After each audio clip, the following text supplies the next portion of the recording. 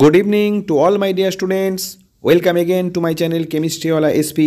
আসন্ন 2025 সালের মাধ্যমিক পরীক্ষার সকল পরীক্ষার্থীদের শুভেচ্ছা ও শুভকামনা জানাচ্ছি, তোমাদের সাফল্য কামনা করছি। তোমাদের পরীক্ষার কিন্তু আর মাত্র 21 দিন রইল, খুব বেশি দিন নয়, মাত্র 3 সপ্তাহ রইল। এর মধ্যেই কিন্তু তোমাদের যাবতীয় কাজ গুটিয়ে নিতে হবে, সুন্দরভাবে গোটা প্রত্যেকটি সাবজেক্ট কিন্তু ভালো করে রিভিশন করতে হবে। প্রতিদিন আমি তোমাদের জন্য যে একটি করে এমসিকিউ প্র্যাকটিস সেট দিচ্ছি, তো চলো আজকের এমসিকিউ প্র্যাকটিস সেটটা তোমাদের সামনে। এখন আজকে ঠিক একই রকমভাবে এবিটিএ, ডব্লিউবিএইচএ, ডব্লিউবিটিএ পর্ষদের টেস্ট পেপার থেকে নির্বাচিত 15টি প্রশ্ন নিয়ে একটি প্র্যাকটিস সেট তোমাদের সামনে থাকবে। এখন যেটা আমি মনে করছি তোমাদের প্রচুর প্র্যাকটিস করা দরকার, সেই কথা মাথায় রেখেই আমি প্রতিদিন তোমাদের জন্য একটা করে এমসিকিউ প্র্যাকটিস সেট তোমাদের দিচ্ছি। ওকে, তো আমার ভিডিও যদি ভালো লাগে তোমরা আমার চ্যানেলটিকে সাবস্ক্রাইব করে দিও, লাইক কমেন্ট শেয়ার করো। তো চলো শুরু করা যাক আজকের এমসিকিউ টেস্ট। প্রথম প্রশ্ন, ভ্যান অ্যালেন বিকিরণ বলয় বায়ুমণ্ডলের কোন স্তরে দেখা যায়? ভ্যান অ্যালেন বিকিরণ বলয় বায়ুমণ্ডলের কোন স্তরে দেখা যায়? Option A troposphere, option B thermosphere, option C exosphere, option D magnetosphere. ঠিক অন্য দিনের মতন টেস্টের পরে 15তে কত স্কোর করলে আমাকে জানিও। আশা করি তোমরা আজকে অনেকেই 15 স্কোর করতে পারবে। অনেকেরই যত দিন যাচ্ছে আস্তে আস্তে ইমপ্রুভমেন্ট হচ্ছে। তাহলে এখানে একটি প্রশ্ন, প্রথম প্রশ্নটা কি দিয়েছি? ভ্যান অ্যালেন বিকিরণ বলয় বায়ুমণ্ডলের কোন স্তরে দেখা যায়? ইতিমধ্যে কাউন্টডাউন চলছে। সঠিক উত্তর অবশ্যই option D magnetosphere. Van Allen বিকিরণ বলয় বায়ুমণ্ডলের ম্যাগনেটোস্ফিয়ার স্তরে দেখা যায়। ক্লিয়ার? এইগুলো কিন্তু মনে রেখো, বায়ুমণ্ডলের কোন স্তরে কোন বিশেষ ঘটনা ঘটে এগুলো একটা লিস্ট বানিও। যেমন ট্রপোস্ফিয়ারকে ক্ষুব্ধমণ্ডল বলা হয়, স্ট্র্যাটোস্ফিয়ারকে শান্তমণ্ডল বলা হয়, কোথায় মেরুজ্যোতি দেখা যায়, কোনটা শীতলতম স্তর, কোনটা উষ্ণতম স্তর, ইত্যাদি প্রশ্নগুলো এক জায়গায় করো। কোয়েশ্চেন নাম্বার 2, এসটিপিতে 4 গ্রাম হাইড্রোজেন গ্যাসের পিভি এর মান হবে? এসটিপিতে 4 গ্রাম হাইড্রোজেন গ্যাসের পিভি এর মান কত? Option A 2 RT, option B 4 RT, option C 0.5 RT, option D RT. ভালো করে দেখো, আমি তোমাদের বহুবার প্র্যাকটিস করিয়েছি এইটা। এসটিপিতে 4 গ্রাম হাইড্রোজেন গ্যাসের পিভি এর মান হবে এ বি সি ডি। কোনটা উত্তর হবে? Option A 2 RT. আমি বুঝিয়ে দিই, চলো। পিভি সমান এন আরটি, আদর্শ গ্যাস সমীকরণ, এন মানে মোল সংখ্যা, ডব্লু বাই এম, তাহলে পিভি সমান ডব্লু বাই এম আরটি, যেখানে ডব্লু গ্যাসের ভর, এম গ্যাসের আণবিক ওজন। এখন এখানে হাইড্রোজেন গ্যাসের ভর দেওয়াই আছে 4 গ্রাম, তাহলে উপরে বসবে। আর হাইড্রোজেন গ্যাসের আণবিক ওজন আমরা জানি H2 তাহলে ব্যাপারটা দাঁড়ালো পিভি সমান 4/2 আরটি, দ্যাট ইজ পিভি সমান 2 আরটি। বোঝা গেল? খুব ছোট্ট অঙ্ক, সুন্দর অঙ্ক, আগে বহুবার তোমরা করেছো। পিভি সমান এন আরটি দিয়ে অঙ্কটা হয়। নাও কোয়েশ্চেন নাম্বার 3 তোমাদের সামনে। কোনো অবতল দর্পণের বক্রতা ব্যাসার্ধ আর এবং ফোকাস দৈর্ঘ্য এফ এর মধ্যে সম্পর্ক হলো? Option A R equals to 2F, option B F equals to 2R, option C F equals to R, option D R equals to 4F। খুব সুন্দর একটি সম্পর্ক, এই সম্পর্ক দিয়ে তোমাদের অঙ্কও করতে হয়। সঠিক উত্তর কী হবে? সঠিক উত্তর হবে, তোমরা প্রত্যেকে জানো, option A R equals to 2F, অর্থাৎ বক্রতা ব্যাসার্ধ সমান 2 ইন্টু ফোকাস দৈর্ঘ্য। ওকে, আর ইকুয়ালস টু 2F, এটা আমাদের 2 নম্বরে প্রমাণও আসে পরীক্ষায়, প্রমাণ করতে দেয়, আর ইকুয়ালস টু 2F প্রমাণ করো। এ প্রসঙ্গে তোমাদের বলে রাখি, কাল থেকে শুরু করে পরপর 3 দিন, সোম মঙ্গল বুধ, প্রতিদিন 9টা থেকে 10টা পর্যন্ত 1 ঘন্টা করে আমাদের অঙ্কের জন্য, ভৌতবিজ্ঞানের অঙ্ক নিয়ে এখনও অনেক স্টুডেন্টের প্রবলেম আছে, জানিয়েছে তারা, সেই জন্য কালকে থেকে পরপর 3 দিন আমাদের অঙ্কের লাইভ ক্লাস চলবে। প্রত্যেকে কিন্তু অ্যাটেন্ড করো। 9টা থেকে 10টা, বেশিক্ষণ তোমাদের আমি ক্লাস করাবো না, কারণ তোমাদের অন্যান্য সাবজেক্টও আছে, যে কারণে সামনেই পরীক্ষা। 1 ঘন্টা করে প্রতিদিন আমাদের ভৌতবিজ্ঞানের অঙ্ক প্র্যাকটিস হবে, প্রত্যেকে কিন্তু অবশ্যই থেকো। চলো কোয়েশ্চেন নাম্বার 4 আমাদের সামনে এখন আসবে। কঠিন পদার্থের দৈর্ঘ্য প্রসারণ গুণাঙ্ক, ক্ষেত্র প্রসারণ গুণাঙ্ক ও আয়তন প্রসারণ গুণাঙ্কের অনুপাত হবে? Option A 2:2:5, option B 2:1:3, option C 1:3:2, option D 1:2:3। দৈর্ঘ্য প্রসারণ গুণাঙ্ক আলফা, ক্ষেত্র প্রসারণ গুণাঙ্ক বিটা, আয়তন প্রসারণ গুণাঙ্ক গামা, এদের মধ্যে সঠিক অনুপাত কোনটা হবে? এখানে A B C D 4টে option তোমাদের সামনে, সঠিক অনুপাত কোনটা হবে? প্রত্যেকে নিশ্চয়ই পারবে এটা। অপশন ডি 1:2:3, অর্থাৎ দৈর্ঘ্য প্রসারণ গুণাঙ্ক, ক্ষেত্র প্রসারণ গুণাঙ্ক এবং আয়তন প্রসারণ গুণাঙ্ক alpha is to beta is to gamma সমান আমরা প্রত্যেকে জানি 1:2:3, অর্থাৎ দৈর্ঘ্য প্রসারণ গুণাঙ্ক যা হয়, ক্ষেত্র প্রসারণ গুণাঙ্ক তার ডবল হয়, দ্বিগুণ হয়, আয়তন প্রসারণ গুণাঙ্ক তার 3 গুণ হয়। ধরে নেওয়া যাক কোনো কঠিন পদার্থের দৈর্ঘ্য প্রসারণ গুণাঙ্ক x, তাহলে ক্ষেত্র প্রসারণ গুণাঙ্ক হবে 2x এবং আয়তন প্রসারণ গুণাঙ্ক হবে 3x। ওকে, এই সংক্রান্ত অঙ্ক আমরা করেছি, ছোট ছোট অবজেক্টিভ প্রশ্ন কিন্তু পরীক্ষায় আসে, তোমাদের আমি এ বিষয়ে সবই জানিয়ে দিলাম। চলো কোয়েশ্চেন নাম্বার 5, ইথানলকে অতিরিক্ত গাঢ় H2SO4 দ্বারা নিরুদিত করলে কোন যৌগ উৎপন্ন হয়? ইথানলকে বা ইথাইল অ্যালকোহলকে অতিরিক্ত গাঢ় H2SO4 দ্বারা নিরোধিত করলে কোন যৌগ উৎপন্ন হয়? Option A methane, option B acetic acid, option C ethylene, option D acetylene. সঠিক উত্তর হবে অপশন সি ইথিলিন। ইথানলকে অতিরিক্ত গাঢ় H2SO4 দ্বারা নিরোধিত করলে এক অণু জল বেরিয়ে যায়, সেক্ষেত্রে ইথানল ইথিলিন উৎপন্ন করে। এ প্রসঙ্গে তোমাদের আরও একবার মনে করিয়ে দিই, আমি আগে বলেছি এখানে অতিরিক্ত গাঢ় H2SO4 থাকলে তবেই ইথিলিন তৈরি হবে। তবে যদি অতিরিক্ত ইথানলকে গাঢ় H2SO4 দ্বারা নিরোধিত করলে সেক্ষেত্রে কিন্তু ডাইইথাইল ইথার তৈরি হবে। মনে রেখো ভালো করে, অতিরিক্ত কথাটা H2SO4 সঙ্গে থাকছে নাকি অতিরিক্ত কথাটা ইথানলের সঙ্গে থাকছে সেটা কিন্তু খুব ঠান্ডা মাথায় তোমাদের প্রশ্নে দেখতে হবে। অনেক সময় ঘুরিয়ে দিয়ে দেয়, অনেকে যেহেতু ওভার কনফিডেন্ট হয়ে যেহেতু এই প্রশ্ন তো বহুবার করেছি আমি, অতএব উত্তর ইথিলিন হবে, এরকমভাবে ভালো করে না দেখেই উত্তর লিখে চলে এলো, এরকম যেন না হয়। তাই অতিরিক্ত ইথানল থাকলে কিন্তু উত্তর পাল্টে যাবে ডাইইথাইল ইথার। ওকে, চলো নেক্সট কোয়েশ্চেন নাম্বার 6। আন্তর্জাতিক নিয়ম অনুসারে লাইভ তারের বর্ণ হলো, আন্তর্জাতিক নিয়ম অনুযায়ী লাইভ তারের বর্ণ হলো অপশন এ সবুজ, অপশন বি নীল, অপশন সি বাদামি এবং অপশন ডি হলুদ। আন্তর্জাতিক নিয়ম অনুসারে লাইভ তারের বর্ণ এদের মধ্যে কোনটা হবে? সবুজ, নীল, বাদামি, হলুদ। সবুজ, নীল, বাদামি, হলুদ, কোনটা উত্তর হবে বলে দাও? সঠিক উত্তর হবে অবশ্যই আন্তর্জাতিক নিয়ম অনুসারে অবশ্যই অপশন সি বাদামি।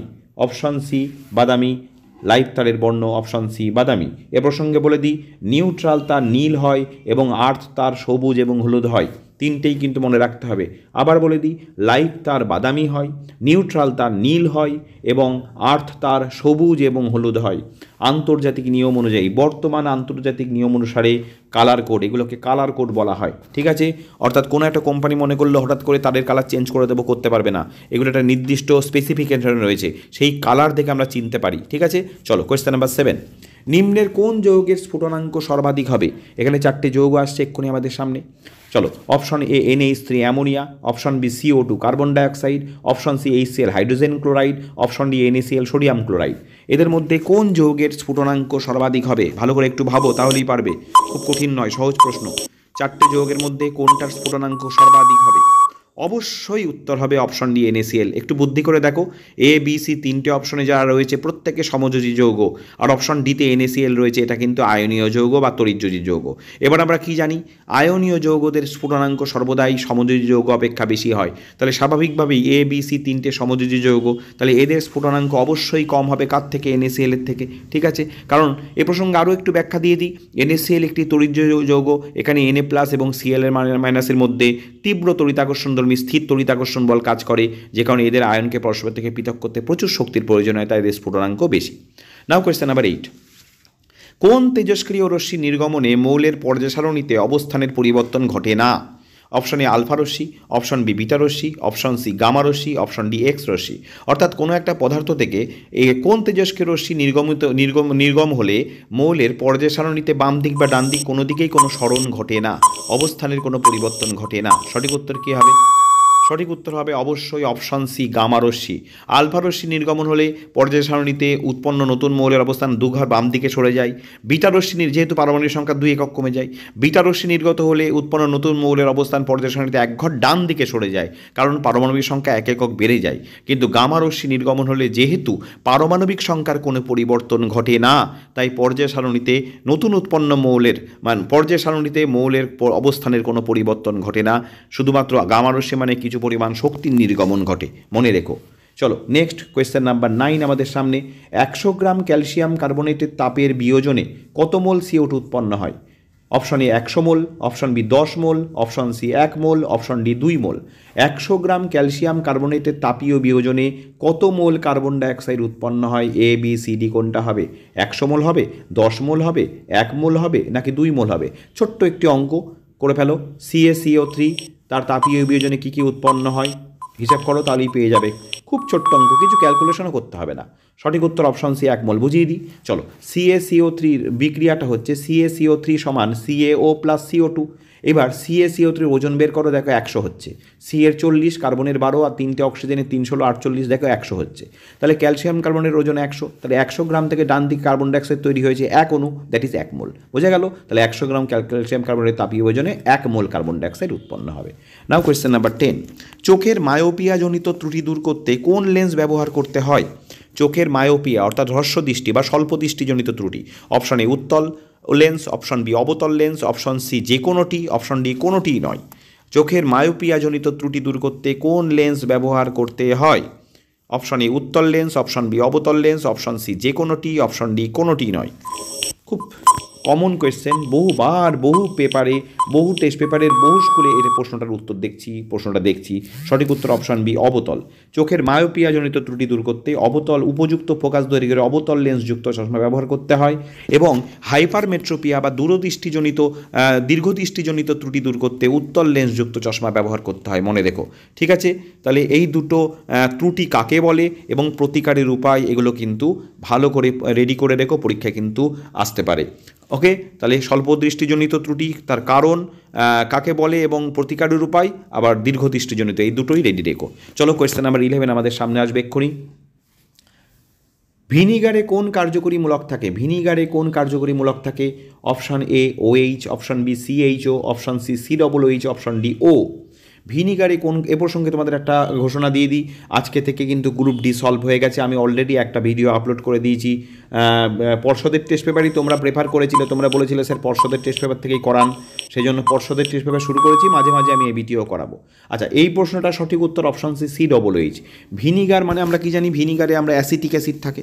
এখন অ্যাসিটিক অ্যাসিডের সংকেত কি? CH3COOH। তা স্বাভাবিকভাবেই অ্যাসিটিক অ্যাসিডে কোন কার্যকরীমূলক থাকে? COOH। ওকে, OH থাকে কার মধ্যে?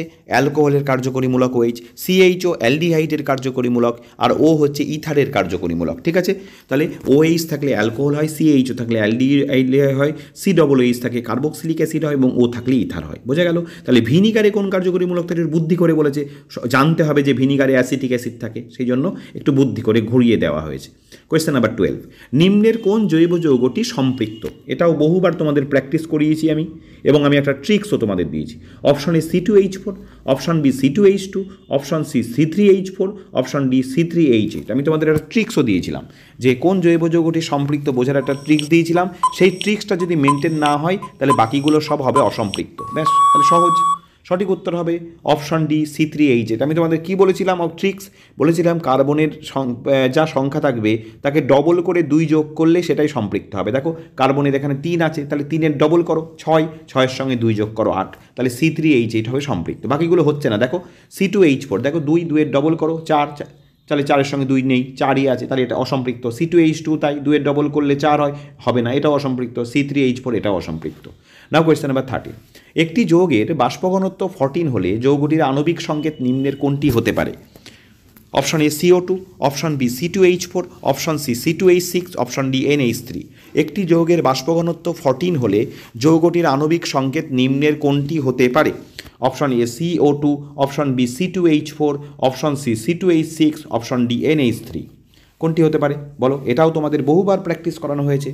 একটি যৌগের বাষ্পঘনত্ব 14 হলে, কাউন্টডাউন চলছে, সঠিক উত্তর হবে অপশন বি C2H4। বুঝিয়ে দিই, এক যৌগটির বাষ্পঘনত্ব 14, সুতরাং আণবিক ওজন কত হবে? কারণ জানি আণবিক ওজন বাষ্পঘনত্বের দ্বিগুণ, অর্থাৎ আণবিক ওজন হবে 28, 14 × 2 28। এবার দেখো তো এখানে বি, দেখো C2H4, C2 মানে দুটো কার্বন মানে 12 12 24, আর 4টে হাইড্রোজেন 4, তাহলে 24 আর 4 28, ব্যাস, তাহলে C2H4 হবে, বাকিদের কিন্তু মিলবে না। কোয়েশ্চেন নাম্বার 14, কোন রশ্মির কম্পাঙ্ক সর্বাধিক? এখানে 4টে রশ্মি আসছে। অপশন এ এক্স রশ্মি, অপশন বি গামা রশ্মি, অপশন সি অতিবেগুনি রশ্মি, অপশন ডি বেতার তরঙ্গ। এদের মধ্যে কোনটির কম্পাঙ্ক সর্বাধিক? এক্স রশ্মি, গামা রশ্মি, অতিবেগুনি রশ্মি নাকি বেতার তরঙ্গ? কোনটির কম্পাঙ্ক সর্বাধিক? ভালো করে দেখো, ঠান্ডা মাথায় ভাবো, কোন রশ্মির কম্পাঙ্ক সর্বাধিক? এটা কিন্তু তোমাদের ভালো করে দেখতে হবে যে কম্পাঙ্ক চাইছে না তরঙ্গদৈর্ঘ্য চাইছে। হইচই করে কিন্তু উত্তর দেওয়া যাবে না। অর্থাৎ কম্পাঙ্ক আর তরঙ্গদৈর্ঘ্য দুটোর কোনটা চাইছে সেই অনুযায়ী কিন্তু উত্তর চেঞ্জ হয়ে যাবে। কম্পাঙ্ক চাইলে একরকম উত্তর হবে, তরঙ্গদৈর্ঘ্য একরকম উত্তর হবে। এখানে সঠিক উত্তর হবে গামা রশ্মি। যেহেতু কম্পাঙ্ক চেয়েছে, কোন রশ্মির কম্পাঙ্ক সর্বাধিক, অবশ্যই উত্তর হবে গামা রশ্মি।